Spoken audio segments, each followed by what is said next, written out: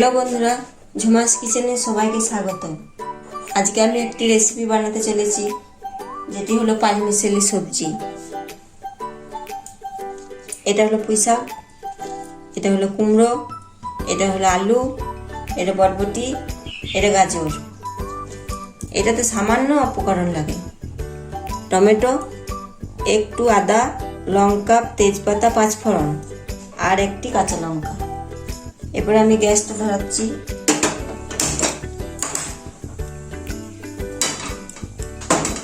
এরপর আমার কড়াটা তেতে গেল। এবার আমি তেল দিচ্ছি, সামান্য একটু তেল দিলাম। এরপর ওই তেলে দিয়ে দেবো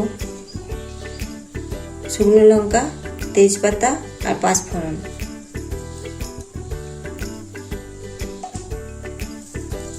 দেখবেন আস্তে করে দেবেন, না হলে ফুটে গায়ে লাগবে।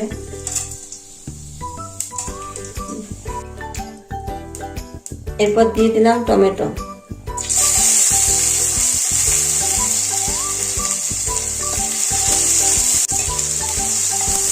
এই টমেটোটা সামান্য একটু ভাজা হলে দিয়ে দেবেন লঙ্কা গুঁড়ি।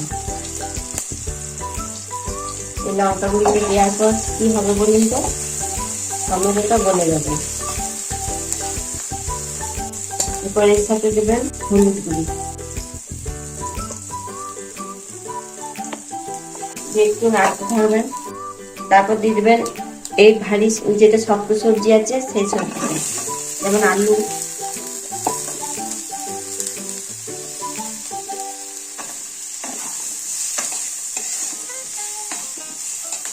এরপর দেবেন গাজর,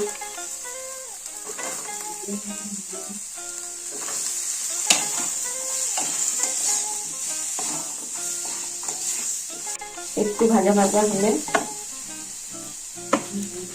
তারপর কুমড়ো,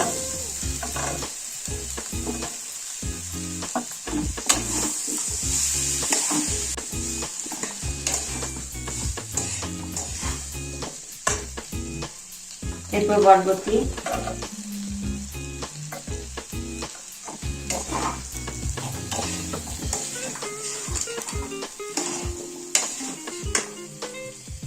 তারপর পুঁই।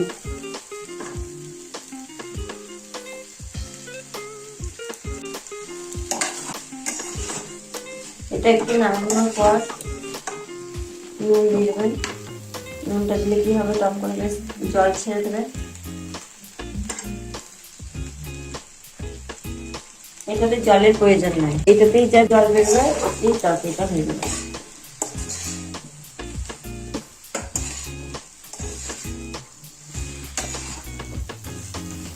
দেখতে পাচ্ছেন কি সেম উঠেছে।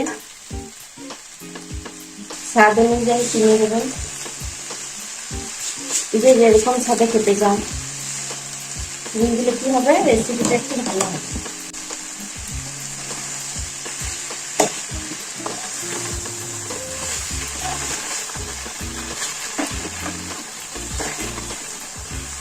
রেসিপিটা দেখবেন আর কেমন হচ্ছে একটু খেয়ে বলবেন। এবার এটাতে দিয়ে দেবেন সামান্য আদা, আমি গ্রেট করে দিচ্ছি, আপনারা ছিঁচেও দিতে পারেন।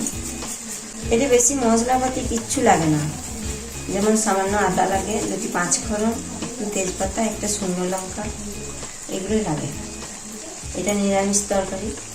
এটা আপনারা ভাত, রুটি যে যা দিয়ে খেতে পারেন, রুটি, পরোটা। কাঁচা লঙ্কা দিয়ে দিলাম। এরপর এটা ঢাকা দিয়ে দিচ্ছি। ঢাকা দিয়ে আলুগুলো সেদ্ধ হয়ে এলে রেসিপিটা তৈরি হয়ে যাবে। ঢাকা দিলাম। এরপরে ধিমে আঁচে খানিকক্ষণ হতে দেবো। ধিমে আঁচে দিলে কি হবে বলুন তো, ভালো করে সব সেদ্ধ হবে। একটু সেদ্ধ হয়ে যাক বন্ধুরা। এরপর আমি দেখি তরকারিটা ঠিক হয়ে এসছে নাকি। দেখছেন তরকারিটা কেমন হয়েছে, কত সুন্দর মাখো মাখো ভাব, যা সেন উঠেছে না, কাছে থাকলে বুঝতে পারতেন। এরপর এটা আমি নামিয়ে দেবো। এটা আমার আর কিছু করার নেই, হয়ে গেছে। তো বন্ধুরা দেখা হচ্ছে পরের ভিডিও, এই চ্যানেলটা সাবস্ক্রাইব করে দেবেন।